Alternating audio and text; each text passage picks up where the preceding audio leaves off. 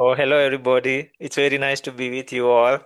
Today, Anthea should also join. We are waiting for her also. But until then, we'll introduce ourselves. And I'm Sanjeev, a meditation teacher.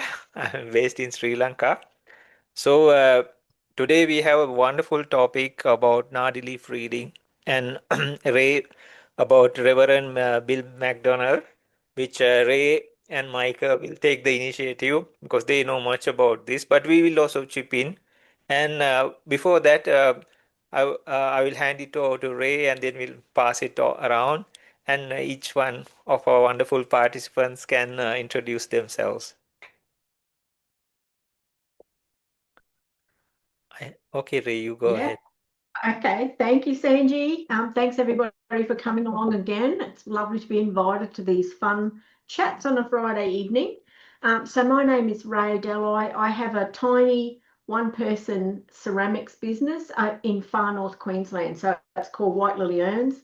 So I make pottery, but I specifically make pottery for the funeral industry, which I've gone down that path because of my many lifetimes. It feels like many lifetimes. Uh, this one lifetime of over 30 years of being a registered nurse. So when I kind of faded out of hospital work and started enjoying pottery more, it was a really natural progression for me to go to make cremation urns, because very few Australian potters will touch an urn.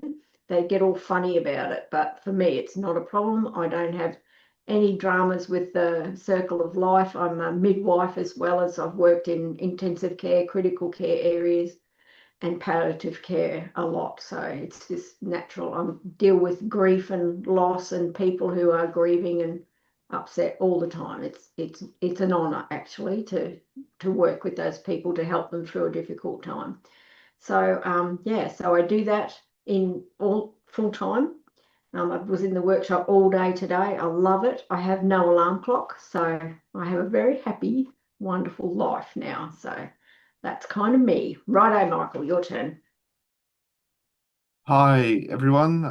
It's lovely to be with you all again and with my fellow uh, co-hosts. My name's Michael. I live in the lovely Northern Rivers, just south of Tweed Heads, and I've been living here for nigh on 10 years. Um, in my day job, I work mainly with students of English as a second language. Um, but in my downtime, I'm drawn to topics of interest like the ones we're seeing this evening. So anything relating to self-actualization, psychology, spirituality, parapsychology, and the paranormal. They're all interesting topics for me to ponder, and I enjoy also having the chance to explore those topics through our discussions on a Friday night. So um, that's a brief rundown on me and my background. Uh, I have known Sanji for a number of years, and it was Sanji who introduced me to the lovely members of this group on a Friday, and I just really enjoy exploring these topics through our discussions. And I find that I also learn a lot through those discussions. There's always plenty to ponder. So I'm looking forward to hearing more about um, not only about Nadi leaves and divination, which are two of the topics we're going to touch on tonight, but about just spiritual growth and personal development. So I'll hand it over to Georgie. Georgie. Thank you, Michael. Hi everyone. Good to be back. I haven't been here for a couple of weeks, so yeah, it's good to be back. And I am from far north Queensland. I'm a spinal flow practitioner, and I'm just starting up my own business. Well, I've started it. I was working admin job for a while, but now and then doing work on myself, but I'm now starting up my spinal flow business again because I've had a couple of clients the last couple of weeks who have got amazing results. So it's given me an incentive to get back there. But at the moment, I'm working on myself lots too. But I have yeah, I love to ponder and listen to the stories tonight. I don't know much about it, but I love hearing about it because I'm on a spiritual journey myself. So yeah, over to you, Sanji. Oh, thank you, Georgie. Thank you all for introducing yourselves. So, Ray, would you like to take the topic on and then about Nadi leaf readings, and then we can move on to like Reverend McDonald, no? Yep. Okay. Okay, yeah, please Thank, and you and Michael take the initiative, and we'll support, no, Georgie, like in any way possible. Okay, over to you both. Eh? thank you, Sanji. Yeah, so you guys, Georgie, ask questions if I say anything I will. weird or yeah, I yeah. will. I just got to Okay. turn my thing. I don't know how to turn this thing on. We'll just all right, so off I go. So I'm talking Go. about Nadi leaf readings. So when I was in my probably early 20s, all of my colleagues, we all graduated, we're hospital trained nurses, and we all kind of graduated around the same time. So I started in 1982 and I graduated in 1986. Took me a long, anyway. Yeah, so as we graduated, everybody spread out across the world. So they went on the dream holidays that they've always been waiting for. And some of them lots of them went to India and lots of them trekked through Europe. And as I came back, of course, they brought back their stories. And somebody was telling me that they went to India and they said, when you're over there, they've got these books made out of palm leaves and it's got your entire life story in it. And I was like, what? That just, what? That just blew my mind. And it's taken me 40 years to now finally be able to explore that properly.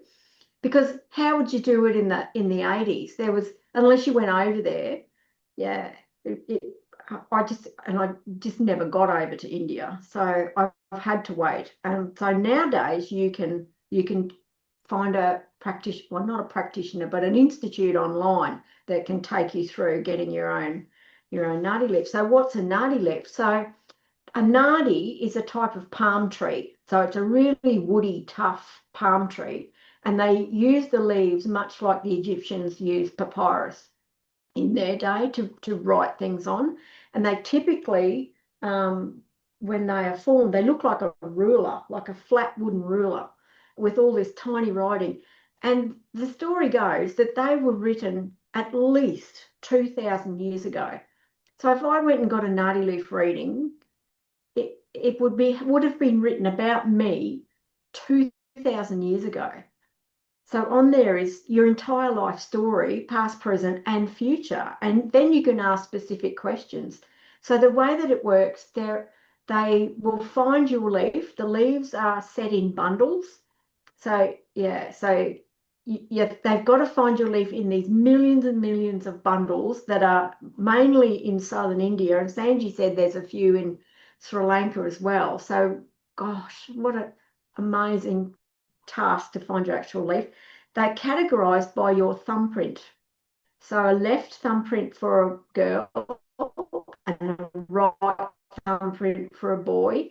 And so you actually send your thumbprint on a piece of paper. Oh, no, I've accidentally told you I've applied for a Nadi leaf reading.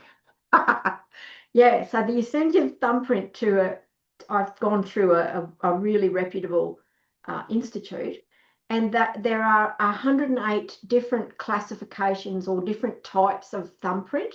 So depending on where your squiggles and whirls are, that will lead them to where your bundle is most likely to be. They'll be in that thumbprint category. And so the way that they are stored is in individual Indian families are guardians of like a room full of these Nadi leaf bundles, and that is their living is to be the guardian for the Nadi leaves and then find and read the leaf to people who come seeking. Now they say that if you do not have a Nadi leaf, you can't actually hear about Nadi leaves.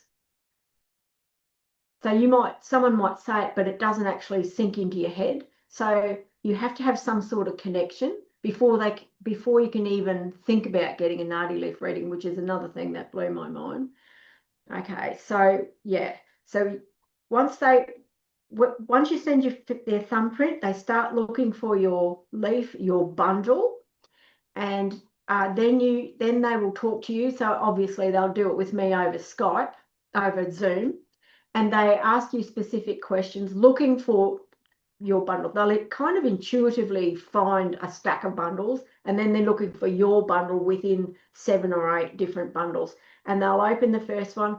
The writing is, as Sanji said last week, they scratch it into the woody leaf and then put like ink or something into the impression to make the writing. The writing is a forgotten language. It's ancient, not Sanskrit, Tamil. It's ancient Tamil. It's Tamil. not spoken anymore. Yeah, It's in that's right, Tamil. Michael, Tamil.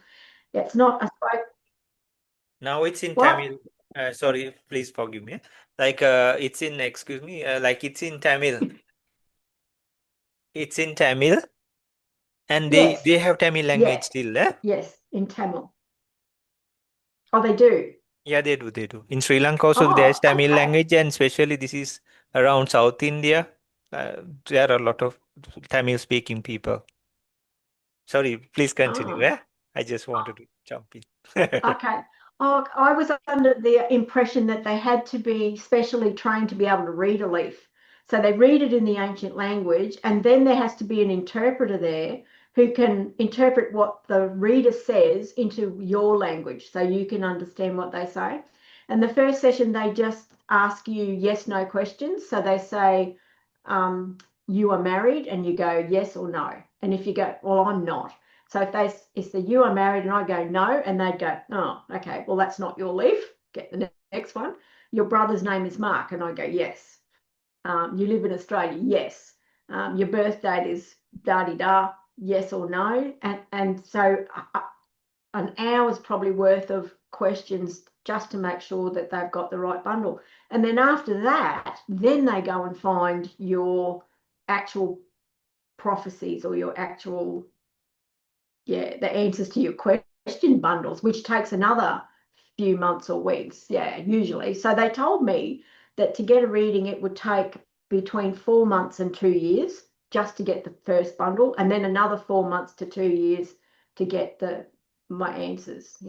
And it's just amazing.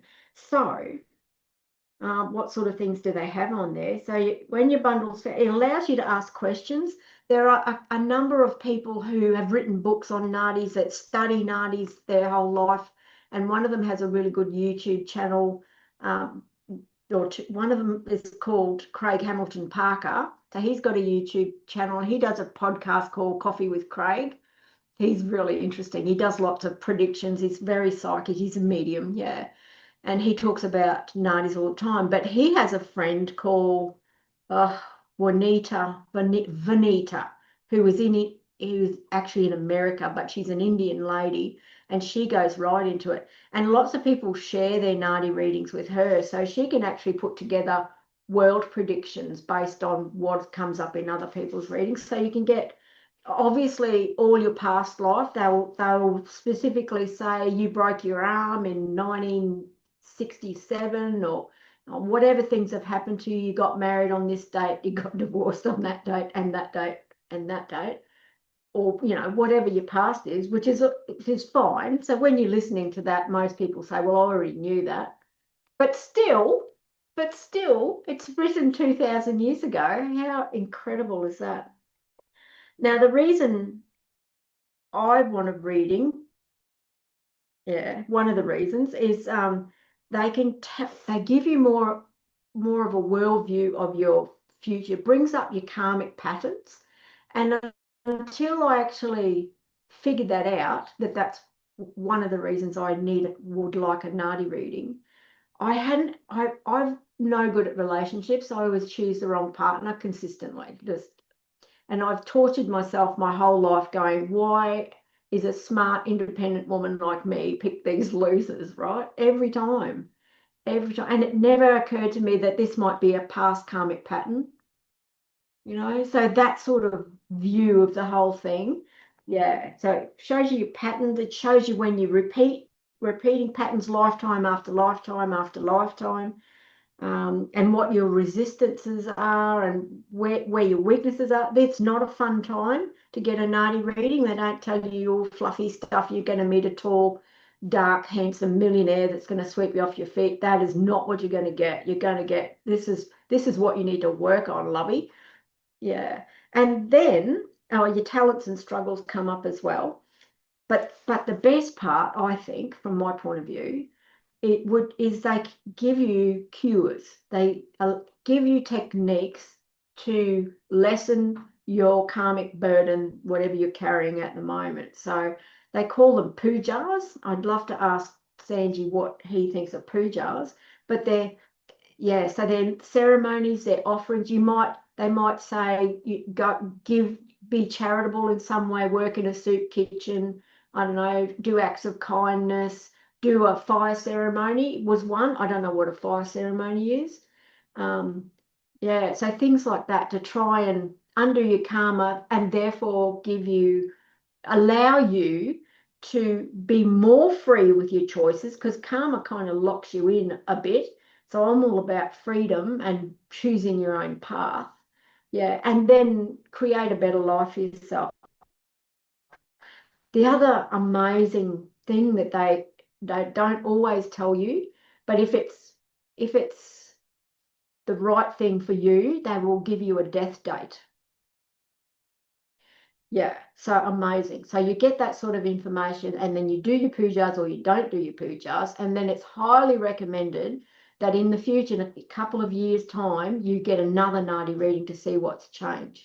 Right, now this fits into our previous discussions about timelines and flipping, changing timelines. Because if you do your pujas, you change what's going to happen in your life. And how do the Nadis know? They seem to know when you've made a change.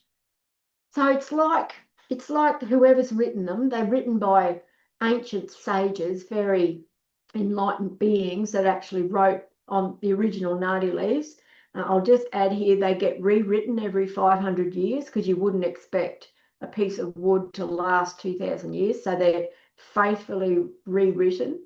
So they must be sitting in a place with no time, writing them kind of as your life goes along. They must be, which is mind-blowing to think about.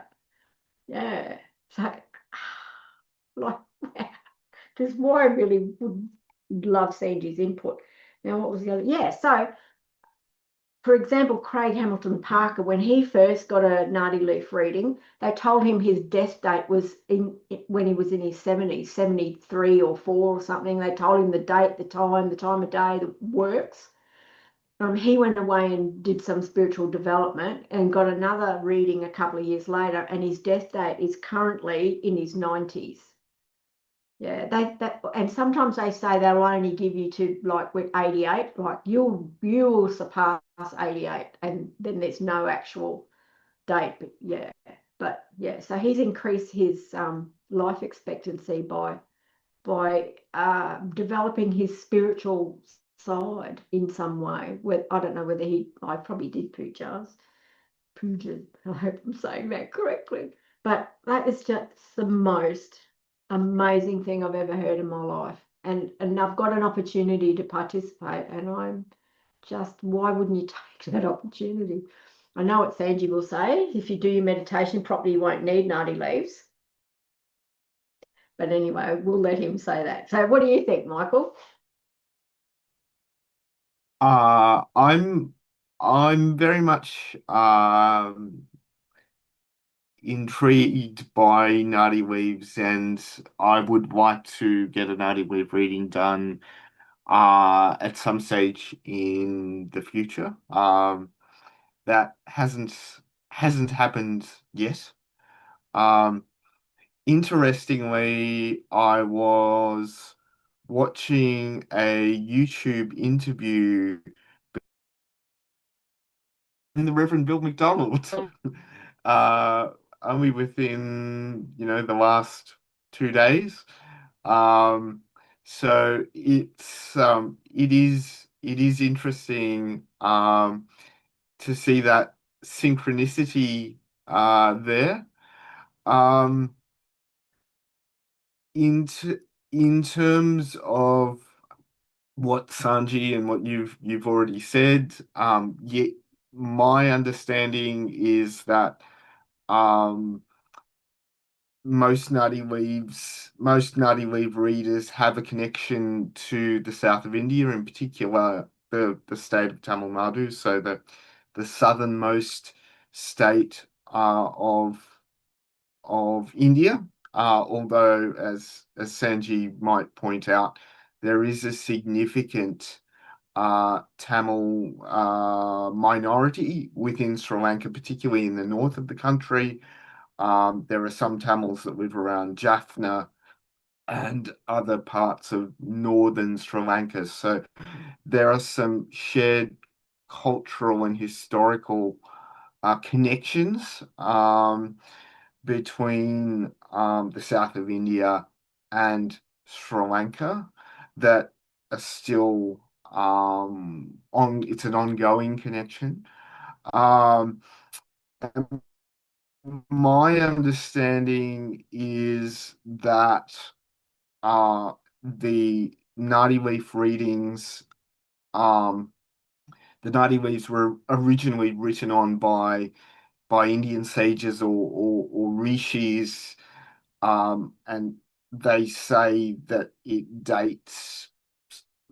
I've seen a figure of 2,500 years. Um, I've seen other figures that are even further back than that. So ancient Indian sages in the south of India committed this spiritual knowledge to these nadi leaves, these palm leaves, um, and it's been preserved since then, and they've been copied and preserved. And as Rae points out, there are different nadi leaf readers or different families that are responsible for having custody over these sort of nadi leaf. I've even heard them described as nadi leaf libraries. Um, so I find it's something that I'd really like to have done at some stage in the future, as Rae points out, for a man who wishes to have his Nadi leaf reading done, it's his right thumbprint that they start with. Um, but I have heard, and I've also read that Nadi leaves, as you were pointing out, Rae, tend to come along in your life when you're ready for things to unfold. And some people will try and have a Nadi leaf reading done, and maybe they won't find their Nadi leaf at that particular time, and they might have to go back to it later on in their life, or they might have to continue to search for the right Nadi leaf. and that might take time, but it will actually unfold when it's right for the individual. Yeah. So in terms of uh, having your and I'd be interested to hear from you, Rae, how they've done it, because I know of a couple of um, institutes and Nadi Leaf readers, and they say you can send us an image or a scan of your thumbprint, and they will start searching uh, for it and get in touch with you with the correct interpretation, because my understanding is that the art form of Nadi leaf reading depends upon the skill of the reader to interpret um, how this particular Nadi leaf matches your life path, your past, your present, as well as what might be likely to unfold in the future. And the other thing that I found that was interesting, as you pointed out, is typically when you have a Nadi leaf reading done, they also will give you, for want of a better term, remedies. So they might give you mantras that you can either chant or recite or meditate on. They might say go to a puja, Simple. go to a temple and have this particular ritual or rite performed, or they might, as you also point out, they might say go and help someone, go to an act of service, go try and generate some merit in order to maybe positively influence how your karma is likely to unfold over time. Um, and I I haven't had my nutty leaves read, although I would very much like to. I have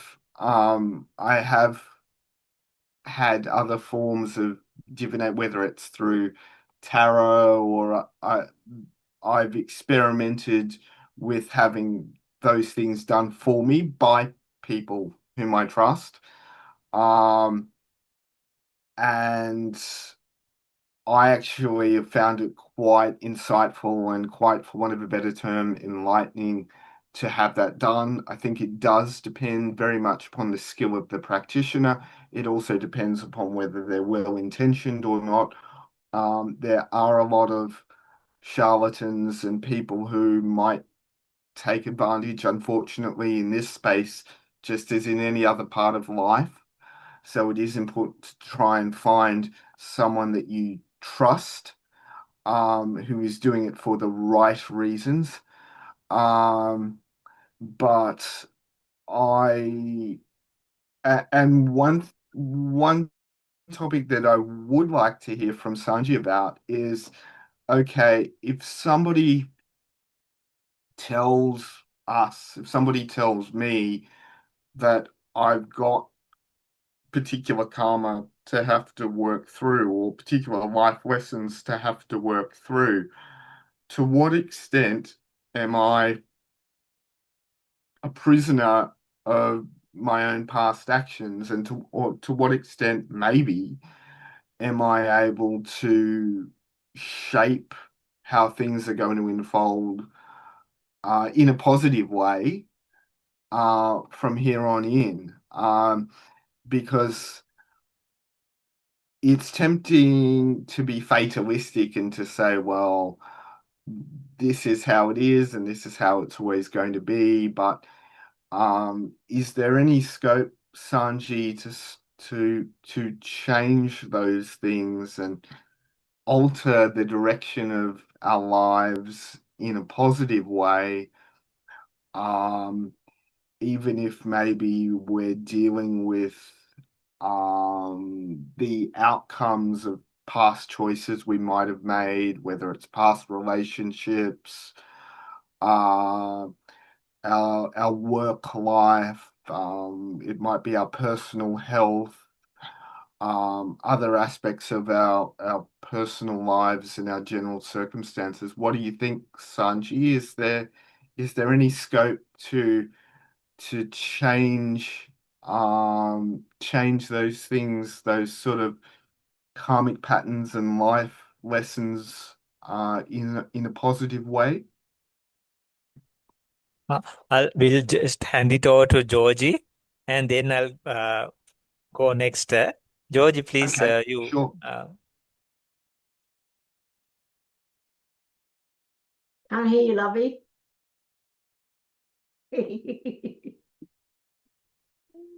Very interesting. Very now I want a Nadi reading now.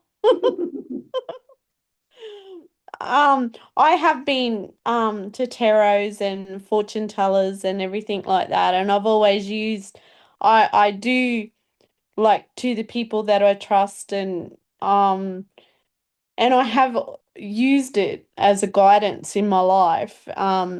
And that's how, I've sat. But yeah, I do like it. I to go to them because yeah, especially when my dad passed away because I wasn't really, you know, that was in 2007 and I walked in and I've actually got his hat up here. And when I walked in and sat down to this tarot reading, she said, your dad's here and he wants to know how his hat's gone. Well, I nearly fell off the chair because I'd never been to anything like that. So yeah, but yeah, just listening and that it's really yeah, I'm not a very good talker on any of this.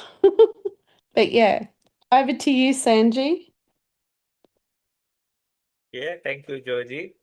So I'll just keep maybe the camera off, but if it stops, you please carry on. So Oh, maybe, he's gone. yeah, maybe we can go another round of other ideas what people have about Nadi leaf reading, and then we can go to the subject of the Reverend. Can you hear me? Yes. Okay. Yes. Sorry, it's raining also hard here. And so what Ray said and what George said and Michael said and all, if you take all into how to say consideration, in Sri Lanka also we have this astrology. So they make a chart and they use the same. These are palm leaves. Palm leaves. They make it and then they make it in a way they doesn't just break. They dry it and they kind of like how to say they uh, like make it more preservable. uh, like wood, no, like they preserve the wood, like they have ways, and they have this metals uh, thing they can, like it's like a pen, and after that, after they write on it, and when they like rub, like ancient times they used like charcoal, things like that. And when they write, put it, how to say, spread on it or apply on it, those writings appear. So here also they have for like the life chart of people. When a child is born, they make a life chart according to the stars and the planets and the zodiac signs and all. So each one has a different chart that is also made on this kind of leaves. But this specifically, it's in like Ray explained and Michael also explained very well in Tamil Nadu. And Ray, I think because it was an ancient version of Tamil, like in our languages also, in English also, right? Michael knows, right? Yeah, that's the old English, right? And then it has changed over the time, and some words we do, especially English speakers, even if their mother language is English, they might have difficulty, right? So surely, Ray, like you said, if it's ancient Tamil, and then people can have difficulty in Sinhala also, like there are just in about the 1950s.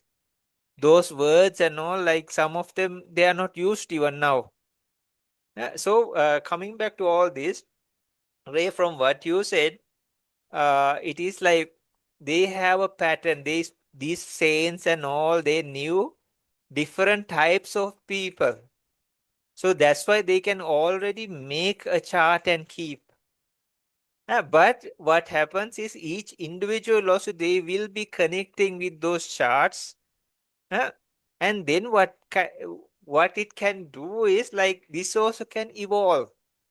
So in a way they have the general aspect, because in many traditions they have given specific types of people according to their thinking pattern and all. So in that aspect it can be generalized and put into some common aspect. But when it comes to them, and I'm sure these people they have been using it for a long time, and you said it takes a while, like after another 2 years or so.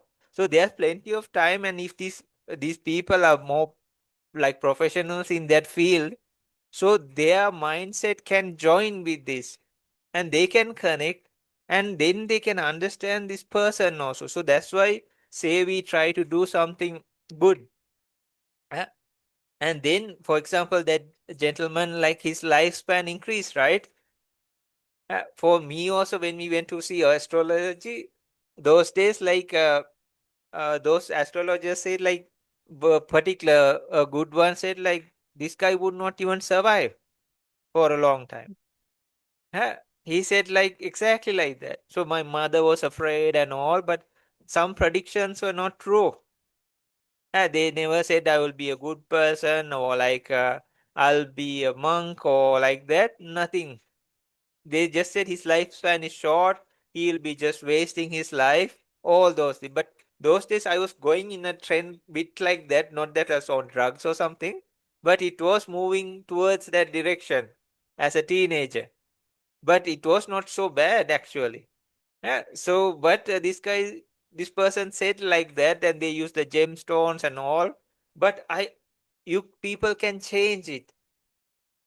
There are ancient stories also, like even a little child, the teacher send the child home because he saw him almost ready to die in 7 days. But and then the child came back after 10 or so days. Then the teacher was surprised and asked, like, what happened? No, the child simply said, like, I went home, I stayed nicely, and I came back. Then the teacher was asking one by one, like, what did you do? You know, what happened on the way? Because they had to, those days, they went on foot. And then this child had to go through like a forest area and then go to the village. On the way, the previous day, it was raining very hard. And then there was a lot of water running because of the rain. And it had flooded the ant's nest. So the child stopped there and it started picking the ants one by one. But it was a lot, not drowning. Then the child had put like pieces of grass, then sticks. But there are like hundreds and or thousands maybe. Then what the child had done was had taken a big stick and dug a drain and diverted the water into a different direction. That good action itself had saved the child's life. So the ancient master was very powerful, but he didn't also see beyond that. He didn't see, he was surprised when the child came back. So there are some things. So in a way, these things can, even astrology and these things can say our karmic pattern, how we were born, what gender we are. Like Ray, you said there are some specific questions these people ask, no? Sorry. What is Now can you voice hear me? practice? Yeah, now I can hear you. Yes. Yep. These days I'm practicing some magic tricks also disappearing like Houdini. You see me? Now you know. Now at least like you hear me and you know. Now you don't. So these are like yeah, there are different types of Nari readings. Like Ray, please give us more details or anything you have known about this? So they say like some are focused on life purposes, family, marriage, career, spiritual development, even karma, no? Like Augusta Nadi and Barigu Nadi, astrology, future predictions, planetary influences, Shiva Nadi, like the direct spiritual guidance, advanced spiritual teachings, insights into karma, Sukha Nadi, meditation, spiritual growth, even liberation itself. Like you explained very well about the thumbprints, the searching of leaves, no? The identification of the leaves. So one good thing is like we can see is like this is just not a one reading. Like Michael said, it sends you to do good things, no? Like take actions in lives, no? Uh, they check on the past life influence and all these things and unfinished karma relationships, spiritual lessons, and as remedies. Like they give this puja, like puja is like a offering. And this fire puja, they used to call it Agni Homa puja and all. It went to some extents and in a good way as well as some dangerous ways also. The fire offerings and all, they would offer things like good, wholesome things, even food types or flowers or milk and different types of oils. But then some took that to a very dangerous side, like even giving animal oils, which had been extracted by animal, or even some instances say about human oil. Uh, yeah, it went to some extent like that, but I hopefully, and I have not heard they are happening now in like really spiritual places at least. But it had happened. May they used to put it and offer, but like they are asking us to do good, wholesome things, like visiting places, doing charity, like feeding the poor, helping the animals, even chanting mantras, meditations, prayers. So, Ray, it's fine to use these things also. It's not like, yeah. So, these things are there. Like when we do good things, so it's focused on the present actually. They get the readings from the past, but just like the teacher saw the child's karma and what was going to happen, no?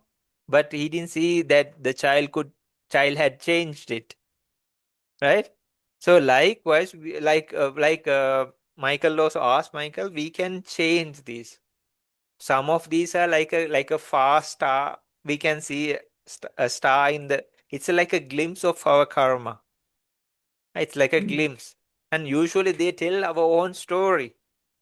Uh, so in a way, like then they are trying to good places and good things. They encourage us to do good things, which will actually change that karmic pattern. So people like the Buddha and all these saints and all, they said like everything is 100% not karma. And we are not like stuck in it. Some traditions say no, everything 100% is karma. If you are bad, you must go to hell. If you are good, you will definitely go to heaven. Some people had those views also. There's no guarantee like that also. Huh? And then about the karma, it's not like a definite. You came with a bad karma, you had to die with it. Not like that. Many people can change the karma. They can change their good karma and build up, say, I help somebody. Then over the years, you hear something bad or even a misunderstanding about them or that place. Then we are thinking, oh my gosh, I also gave, I also helped them. Huh? Then we build a new pattern of bad karma regarding that. Huh? So it is said like always try to keep a wholesome mind, wholesome thinking pattern. Even if you got to know they did something like some crazy thing over after even 20 years.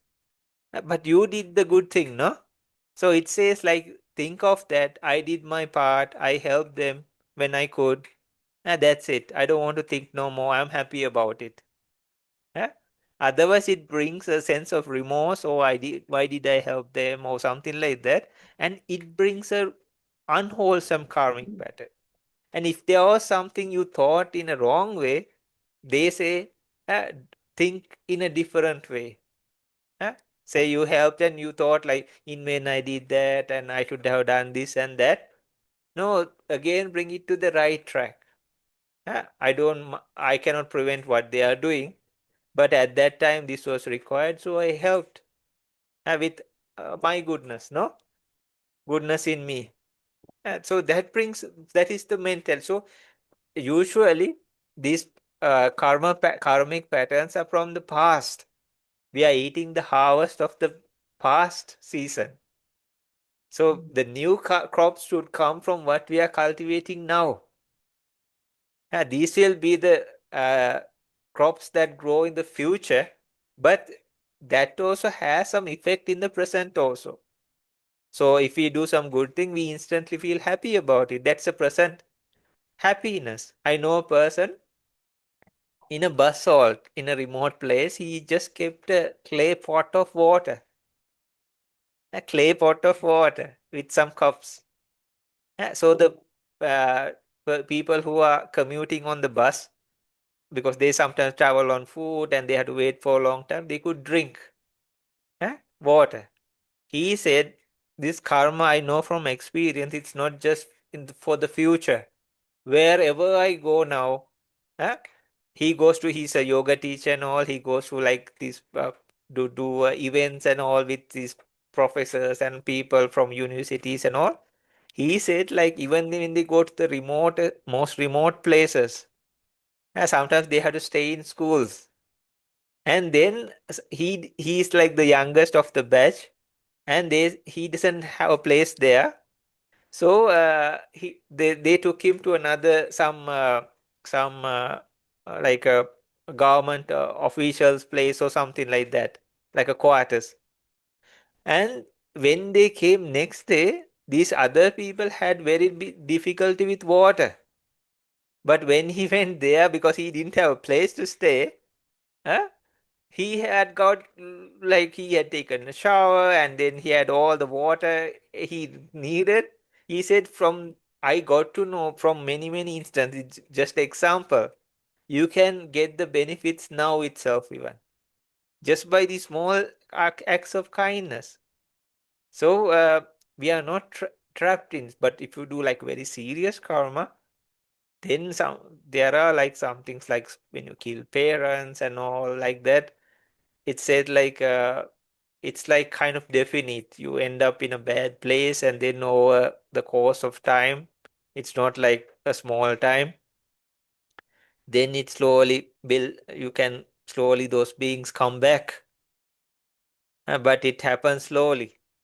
But these are called anantariya, definite karma. Like the results are definite.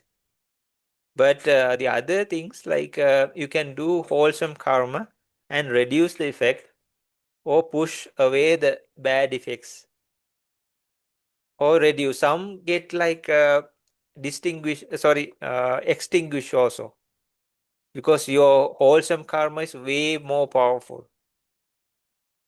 Okay, so Okay. yeah, I hand it over to Rae. And Rae, like if there are more things about this and you all share about it, and then we can go to the next topic also. Yeah, I was just thinking that the Nadis were written or supposed to have been written by Maharishis, like the rishis. Are rishis the equivalent to like Jesus' disciples? How do they marry up between different religions, Sanji? Rishi means like they have psychic power, they have jhanic powers, they are very powerful individuals. Huh? Oh, And so they're not necessarily enlightened, or they are enlightened. they believe some of them believed like they were enlightened, and Jesus Christ could have been one of them, because he could heal people, no, and it says like he did miracles. So and he was a very good person, no, a very good human being. Hmm. So Yeah, like definitely could, because it's not just these names are according to some traditions also, tradition based also they use these names, but the as saints they say, or like yeah, in other Okay. traditions, so they use, but those also people can be healers, they can like have spiritual like psychic powers. Mm. So all they are given these specific names, but the thing is like they fall into kind of like the same categories of being good human beings, but there were some issues who were powerful and who could do dangerous things also, eh?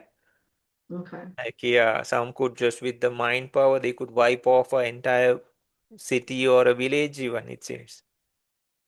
I think Wow. nowadays it's very difficult to find such people even, no? Yeah. Yeah, the Nadis are predicting that the rishis will return Ha ha ha ha. soon. Like, yeah, which is fascinating. Hmm. So I don't know. We'll have to wait and see. Oh, someone will have to tell me. I don't think I'll meet one in the street. Oh, you never know. That'd be really good.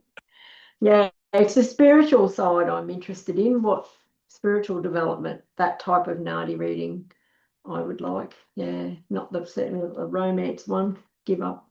What do you reckon, Michael? Before we go on to Reverend McDonald, is there anything else you want to add or ask? Um, no, I think um other than to, I suppose, by way of a segue, mention that the Reverend Bill McDonald had Nadi Leaf readings. His life story is quite an interesting one. Um, he actually had a near-death experience at the age of 8. He fell ill as a young child, um, and he had I know at one stage he had mumps, and then he developed and his health deteriorated, and he had pneumonia, and he was hospitalized.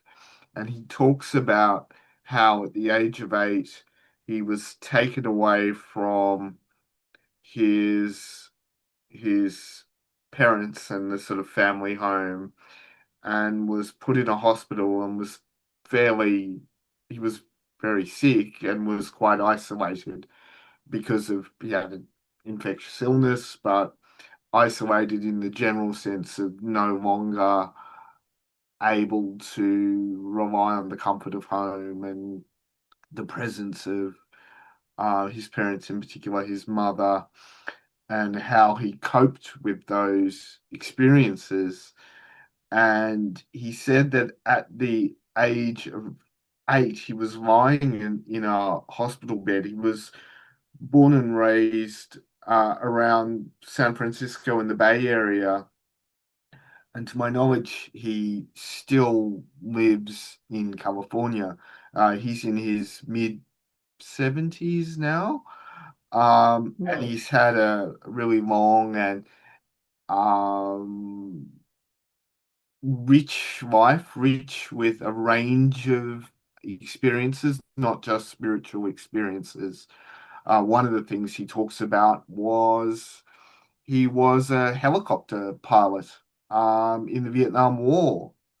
And he talks about uh, his spiritual experiences um, in the Vietnam during the Vietnam War, and the ways in which he was um, able as a even as a helicopter pilot in the middle of his tour of duty in Vietnam, um, feeling a connection to spiritual beings and to a spiritual reality that gave him the strength to get through the difficult combat experiences that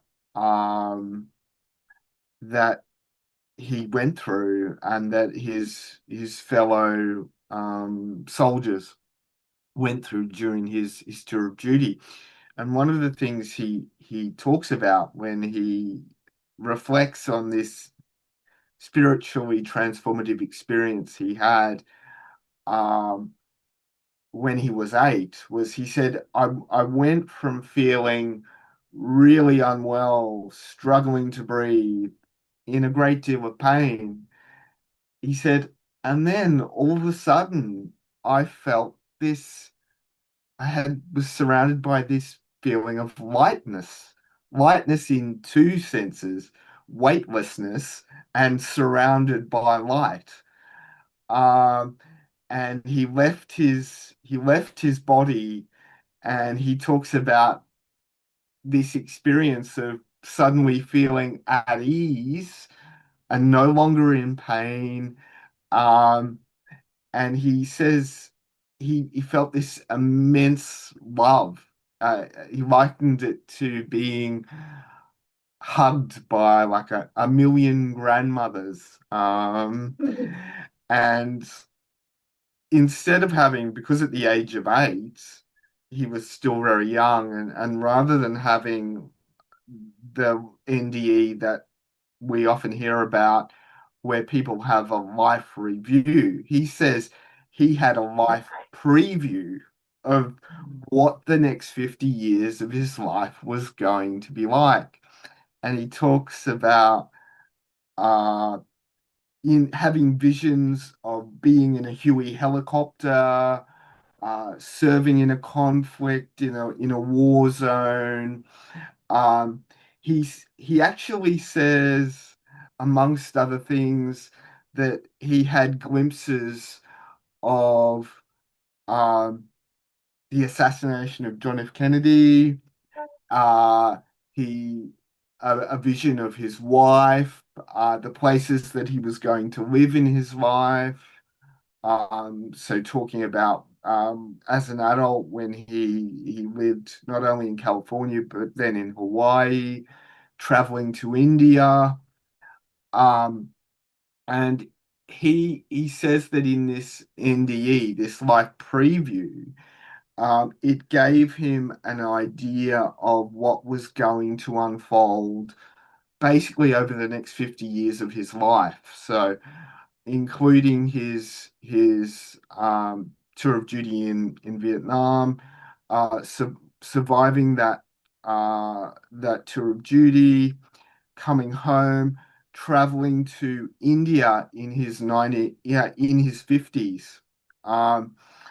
And he also talked about the experience of searching for the cave of a well-known Indian spiritual figure or avatar, Babaji, in India, which, as he sort of recounts, he actually did when he was 50. He finally had the opportunity he went to Tamil Nadu. He had his Nadi leaf reading. He traveled up into the north of India in search of Babaji, because he has a vision of this Indian spiritual figure, and he spends much of his adult life trying to find out who this Indian yogi is.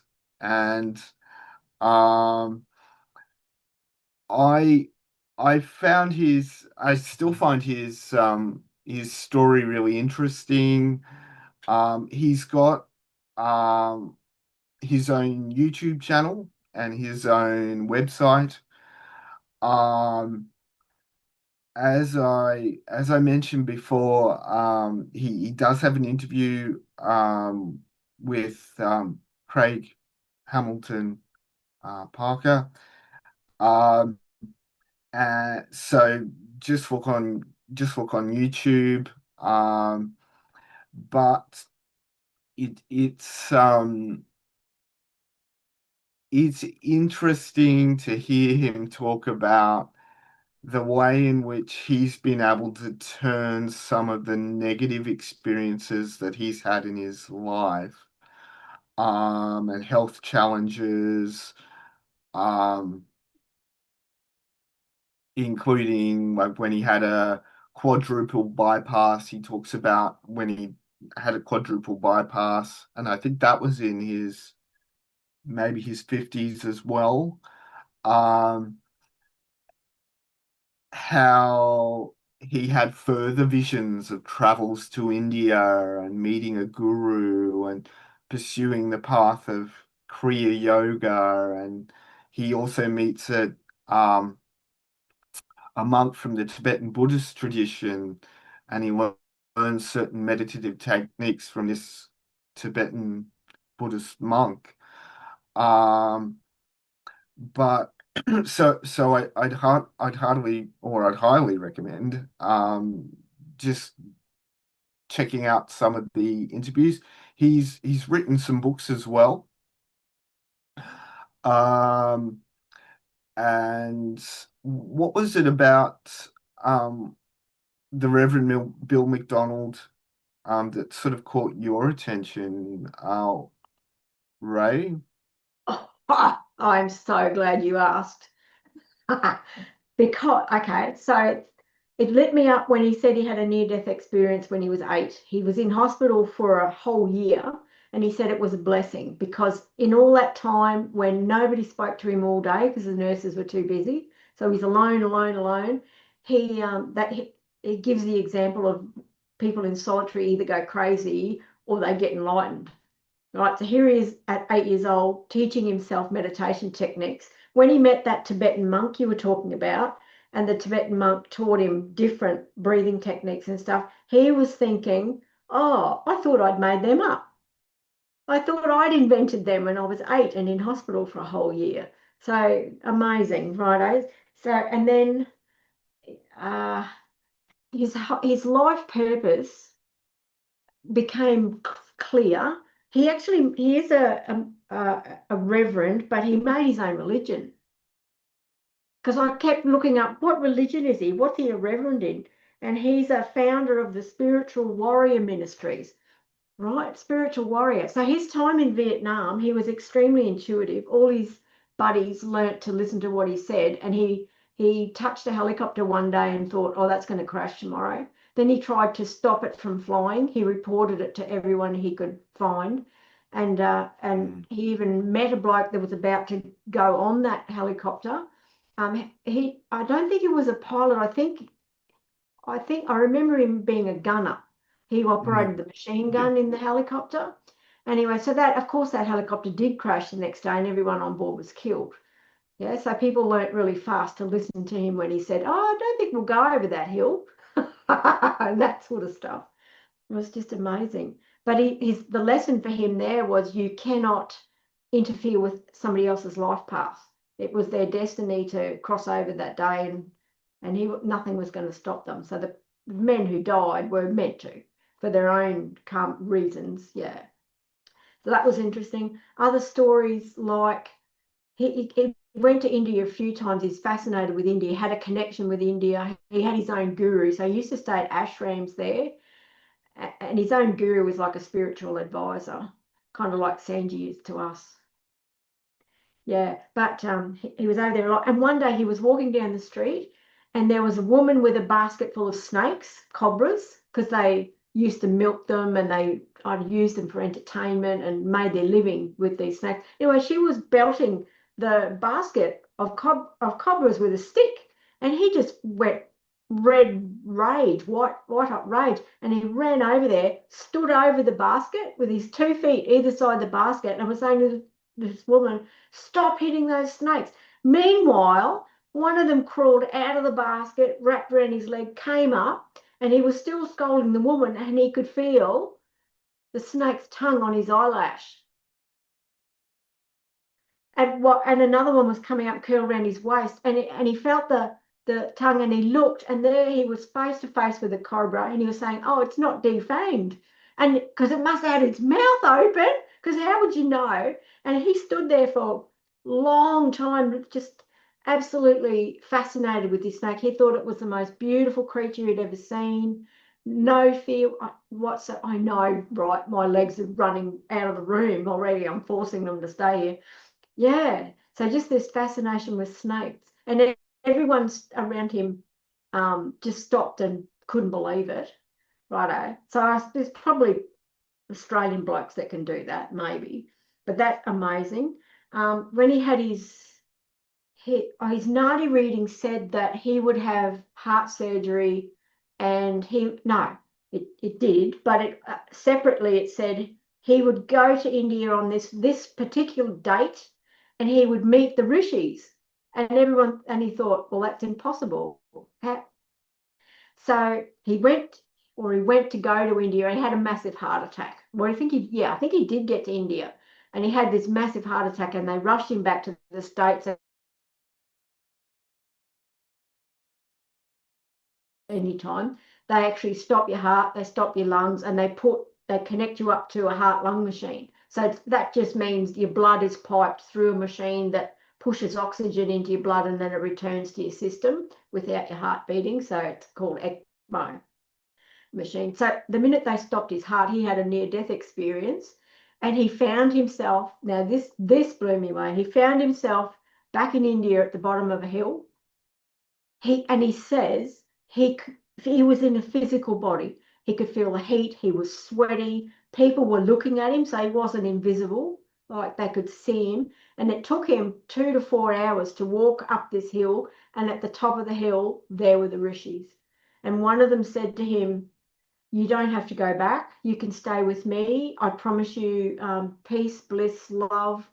You've done wonderful things. That's enough. And another one is his guru was there, and his guru kept saying something about your heart can miss a beat, but don't give up. Don't give up. The fight or something. I can't remember. It was one line over and over.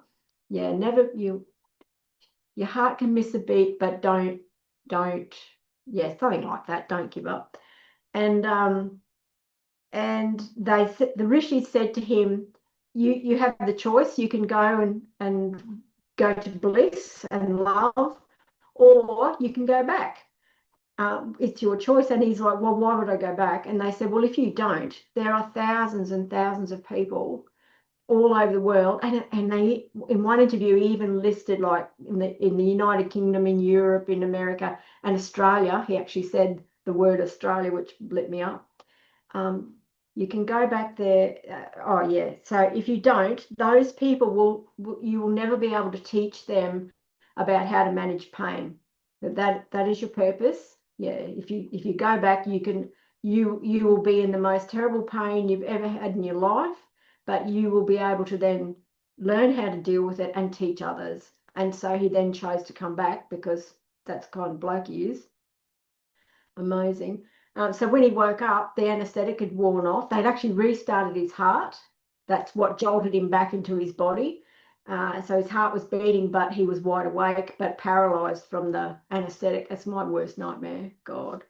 And they put the wires in his breastbone, the sternum, and closed him up. Took him 40 minutes to close him up while he was wide awake. He said the most unimaginable pain ever. And then he spent weeks and months in hospital.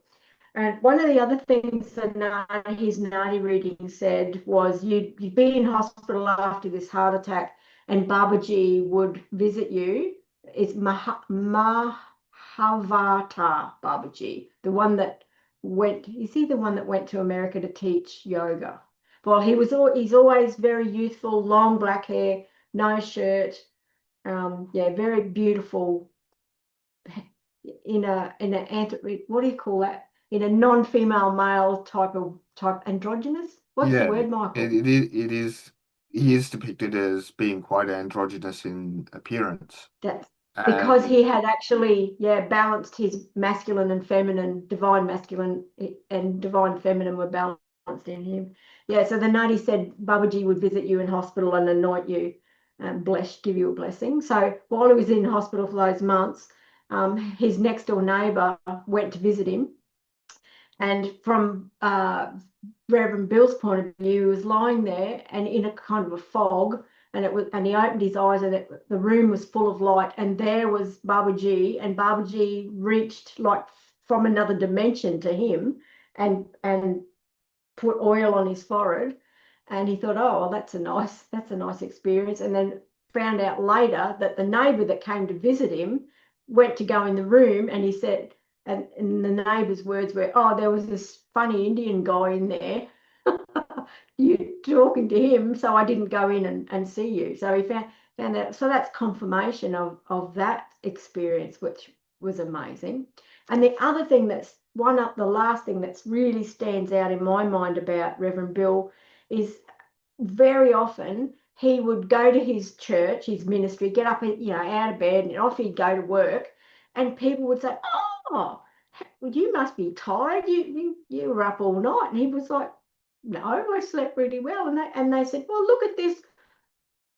Was on TV that a bloke had locked himself in his house and wanted to what do they call that when there's a siege with the police outside, and he's threatening to commit suicide and take the cops with him, and you talked him down because they said your name, the reporter. What have you written me a note here? The reporter said that it was you. Yeah, that it was you that helped him, and he was in bed asleep. But so that's an example of being in two places. Another example of being in two places at the same time. And the rishis kind of said to him that he was an already enlightened being who had come back to earth to help advance the spiritual path of others, and that's what really lights me up about him. The other coolest thing about him, imagine a spiritual person like that going to the Vietnam War and killing people. He does not see that as bad karma. He sees that as the karma for soldiers lies with the higher ups, whoever decided to start the war. The karma sits with them, not with the soldiers who just did what they were meant to do. Yeah. Just amazing. So yeah, that's why I'm fascinated with him. I wonder if I've written anything else about him. No, I think that's kind of it. Yeah, so that's why. So I was interested in Sanji's point of view of who you think he is, Sanji, as far as a spiritual being. What does he sound like to you? Georgie, you also tell your ideas and where you see it, please.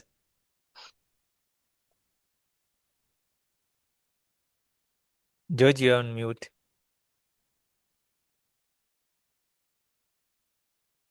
No, it's all good, Sanji. You go ahead. I'm just listening. It's very good. Okay, thank you, Georgie. So, yeah, he seems like a fascinating human being, and and I think some people are very like powerful and blessed, like from small days, and some trigger points like must have happened, like Mike explained about the near-death experiences he had, and from there on, and like Ray mentioned, like he could see, like where would he go and how would he meet people and where, like doing the service and all these things. So I think he's like a some powerful person, and surely he must have been practicing like in his past lives just to get this. It seems like he started this spiritual quest at some point, going to India and these things. But before that, even he could do the predictions, no? And he had insights and seeing things about even when he was in active service, he used to see things, right? So yeah, it seems like he's a very powerful individual who had done a lot of hard work in the past lives and brought that continuation along the way. And these things, like he must have seen extreme things happening. He was a helicopter, um, uh, like a gun. How do you say like people? Uh, Yeah, gunner. yeah, He helicopter said gunner gunner. like a crew. Operated the machine gun in the Yeah, helicopter. gunner, no, helicopter gunner, and a Mm, crew chief also. No, I read a little bit about him. mm, So, but it seems like, and the influence. I put about rishis, what I found a little bit on the chat. Have a look. Later I can share it to you also Yeah. on WhatsApp or anything like that. So yeah, it seems like Mhm. um, so some of the things he mentioned about near-death experience and all, you can see this even in like military people. There was one person, there was a bomb explosion, and he was like floating in that same, like it was a big room like area, and he saw like he was floating on one of the rafters. He said he had survived that, and and he saw all the smoke and everything, and he saw his own body with the wounds and everything, and then people were like running around and trying to like bring him back to life. So, but at that time he said he didn't feel anything. He felt very comfortable. So I also had like two experiences, like Mm. I almost died, but at some point, when you come back, you feel the pain, no?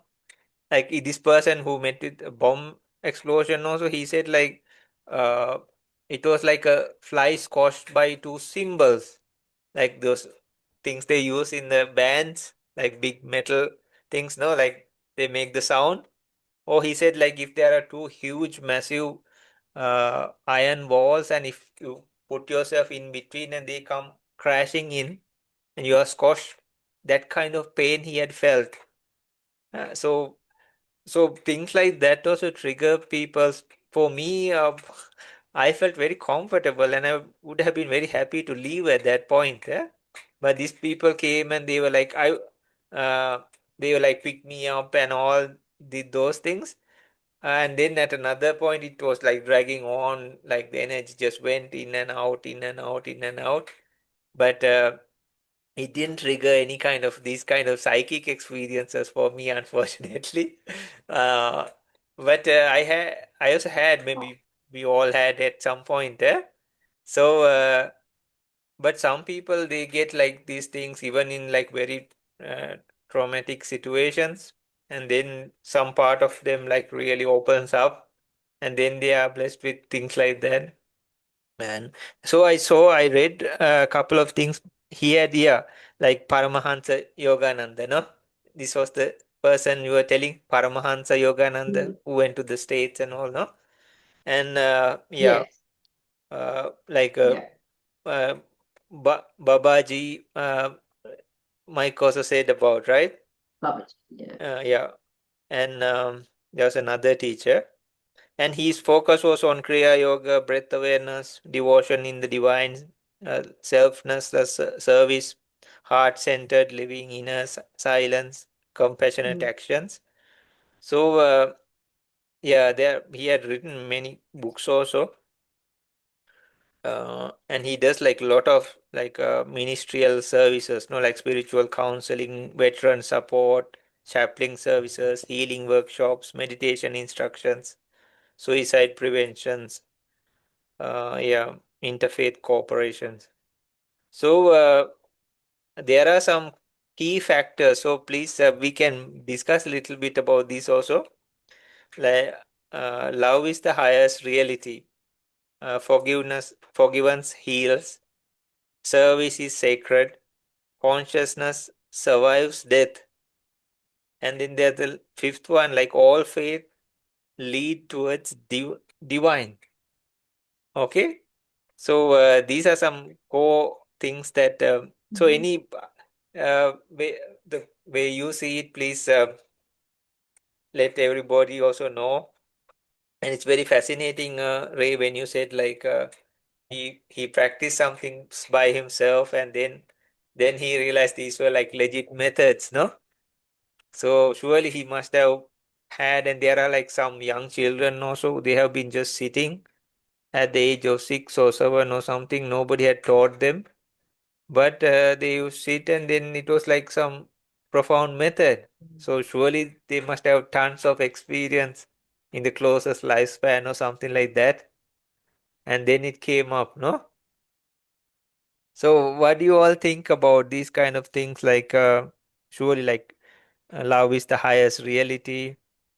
Uh, he thinks what he tells is love is not merely an emotion, but a fundamental energy of existence. Then forgiveness heals. Uh, if frequency teaches resentment harms the person carrying it. Forgiveness is the essential for spiritual growth, which is quite true, no? Service is sacred. Helping others is viewed as a direct expression of spirituality. And the other two just um, consciousness survives death. His teaching strongly affirm that the continuation of awareness after physical death. All faiths leads towards divine. He often promotes interfaith understanding and respect. So, what do you all think of these things? Please feel free. This is open The discussion. healing part lights me up. I watched him I watched part of a healing workshop that he was doing, and he gives an example of something hit him in the face and broke three of his teeth. And he went to the dentist straight away, and they said, "Oh, you need major reconstructive surgery. Your teeth were all smashed and broken, but I can't do it for a few weeks." So he had to survive at home with these broken teeth. And he said all he did was he sent love to his teeth. And by the time he got to the dentist, there was hardly any work to do. He'd healed his teeth. People, what? Yeah, so yeah, if you're injured, if you're sick or injured, send that loving energy to your body, and that will help you heal. It's a pretty simple lesson. He says he's very childlike in because all of these spiritual things that happen to him, he just goes, "Oh yeah, okay." He never gets blown away or by it all. He just takes everything in his stride like a little child would do. So the healing side of it is fascinating for me. What about you, Michael? And the bilocation. Yeah, it's I in sort of preparation for our discussion, I did watch a few clips of his, and he talks about um the importance of love as a healing tool. And one of the things that he says, which might be particularly applicable to a Western audience. He says, don't forget the importance of self-love in that picture. That it has to start with you, and that if you're caught in a cycle of self-criticism and self-reproach, and that that is going to take you in the wrong direction. And you know, it's it's not helpful.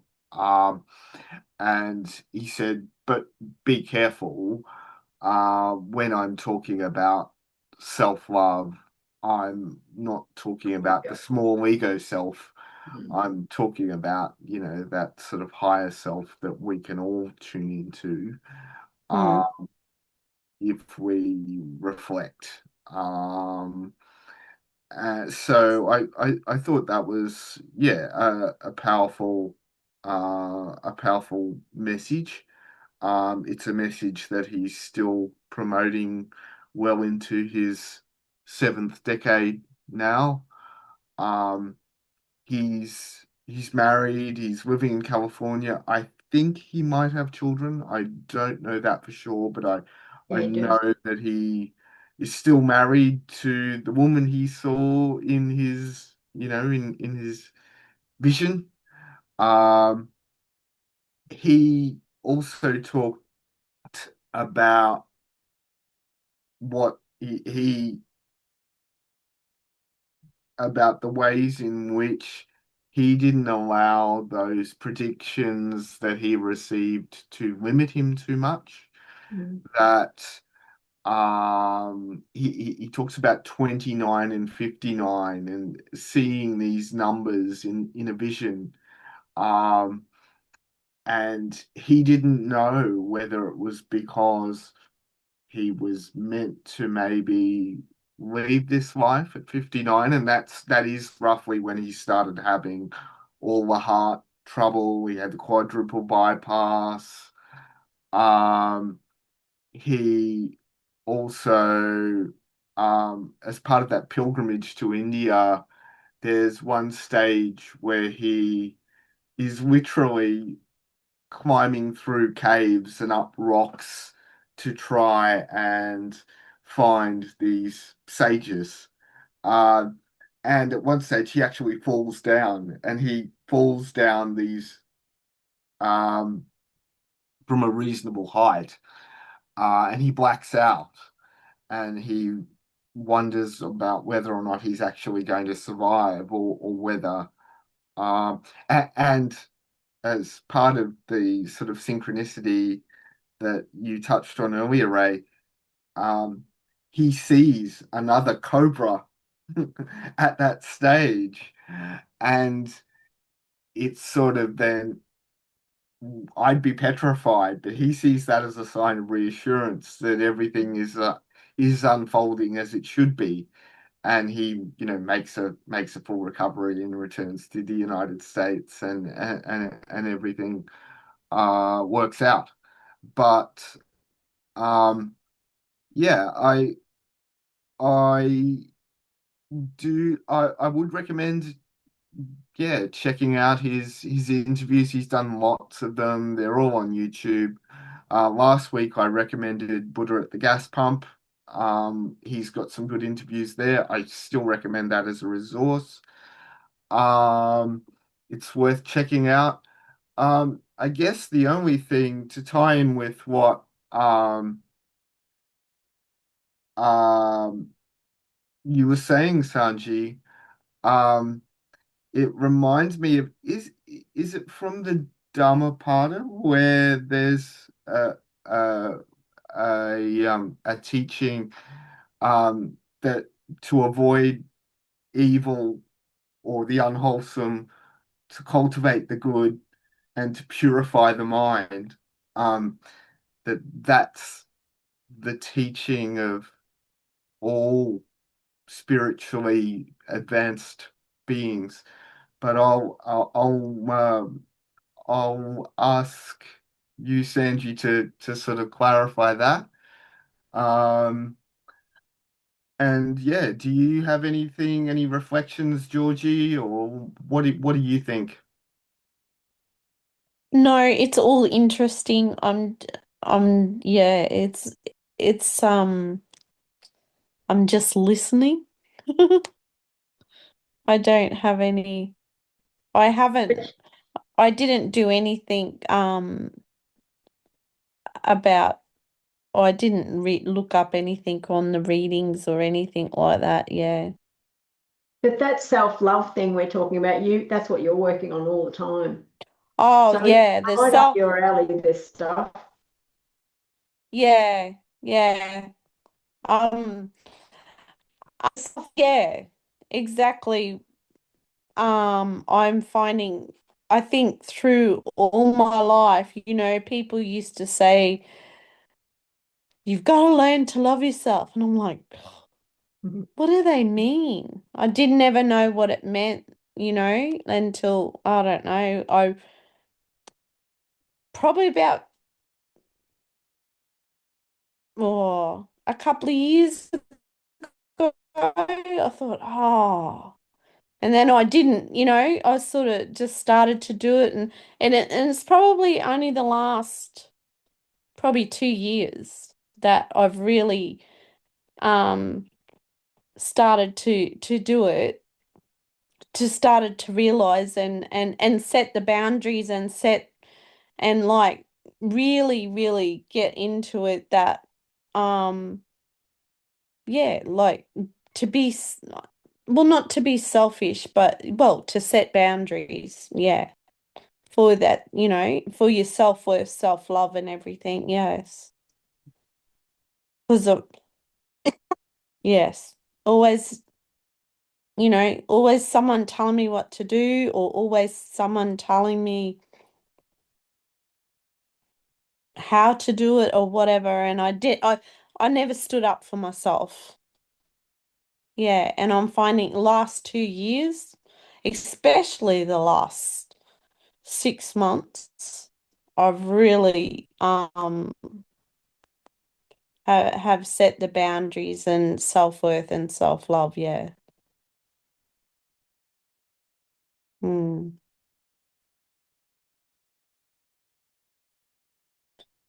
Sanji, do you want to come on now? And she dressed very well today, no? Like, not like how how to say, beat us all in the category.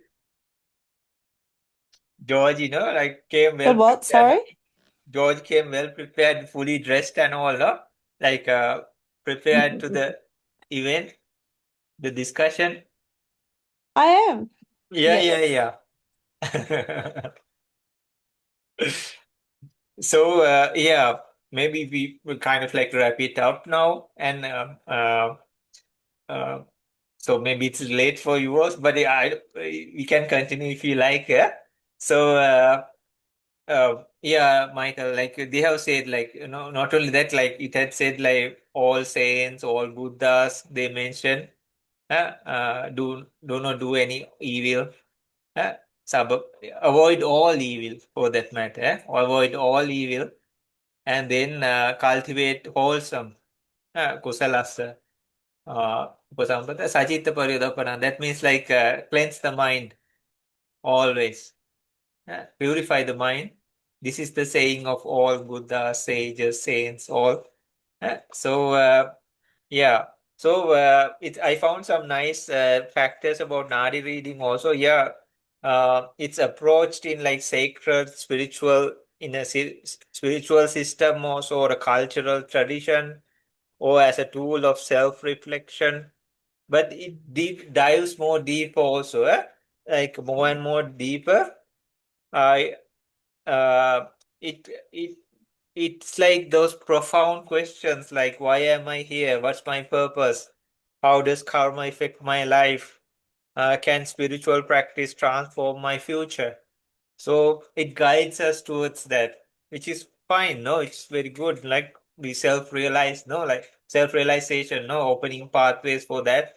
So this it's like a support system, no, like guidelines for that. So for many seekers, it's a great value of Nadi reading. It's not just a mere prediction, no. It's like a encouragement towards uh, living with greater awareness and understanding, no. And as per this Reverend, like what you both shared was very fascinating. It was very nice, no, what Ray and Mike shared. So if we think it in a all balanced way, uh, yeah, he's a great healer and a wonderful teacher, and he had all these experiences. So yeah, he's working to help other people in like uh, emphasis on love, compassion, service, mind, meditation, forgiveness, no, spiritual growth. So yeah, so some things like we'll have to consider because consciousness, it happens faster than the physicality also. So there is a occurrence of that happening, but it's not like a continuous consciousness that goes. People might think as so. That's how this self factor or Atman factor, these things also came through because some people saw it to some extent, but some saw beyond that also, no?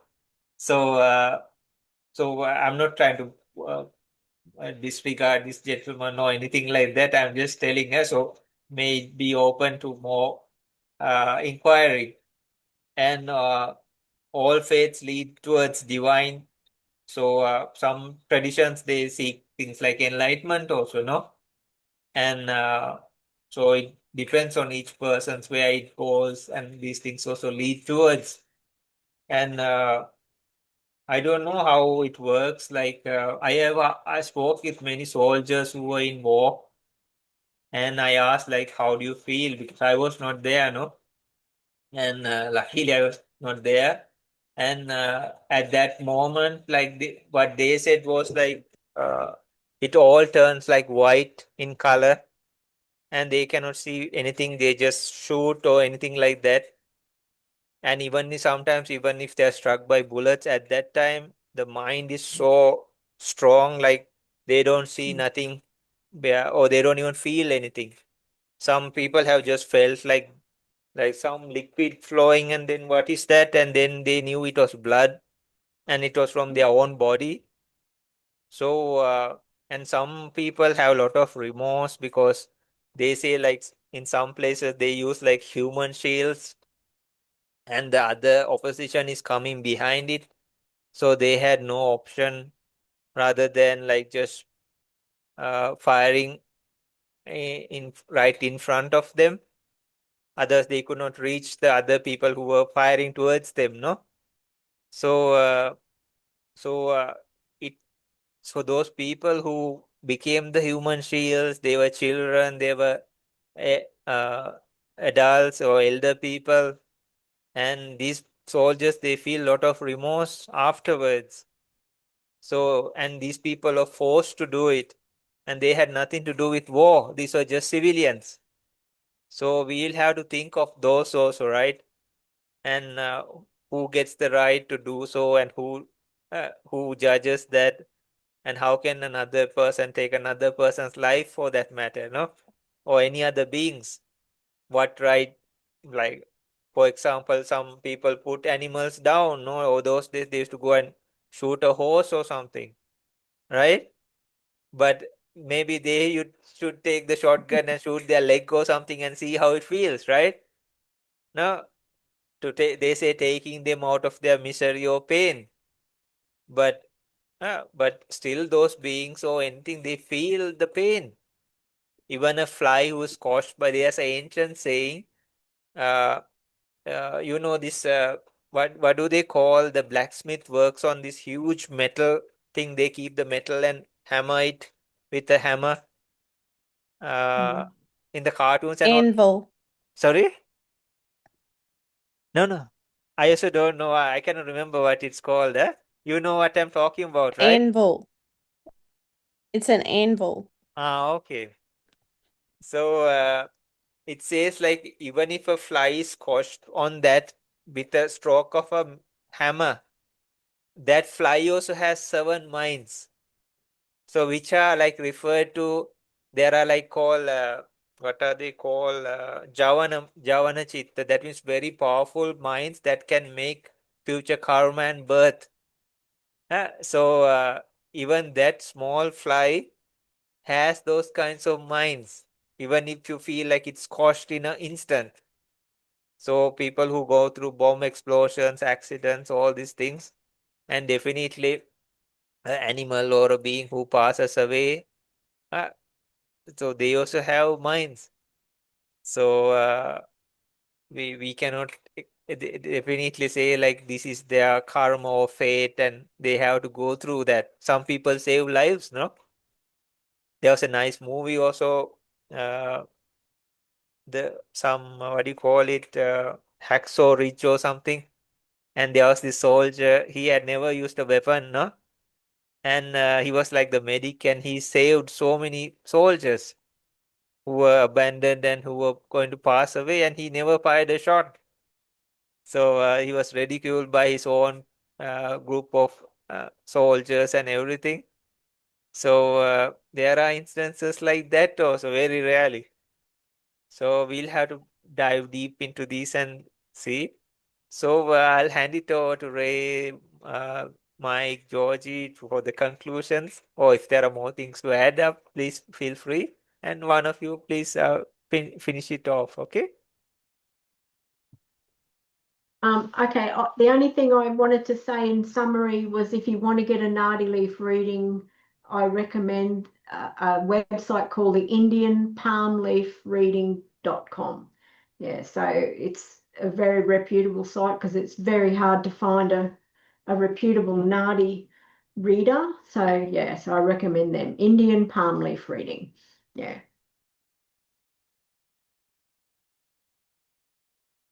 Yeah, I'm in terms of following up and leaving people with additional resources. I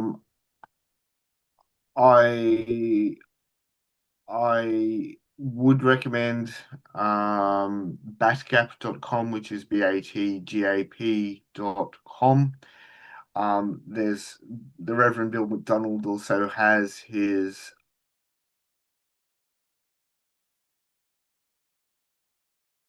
Donald. You should be able to find his YouTube channel. And I'm sure a quick YouTube search or Google search will also do in the direction of other interesting practitioners and other interesting interviews, but those things are worth checking out. So, final thoughts? No, I don't. Sanji. Okay, then we'll all have a good rest. And thank you. Oh, Mm. sorry, that was my last performance for the day, no? Disappearing act. Hello, can you hear The me? monkey. No, it's raining and so yeah, thank you all for participating. It has been a wonderful time and very interesting time, and thank you so much for sharing that, Rae, Michael, Georgie. So hope you have a good rest and good night to you all. Thank you. You too. Okay, good night. Thanks, guys. Take care. Talk to you all Thank you.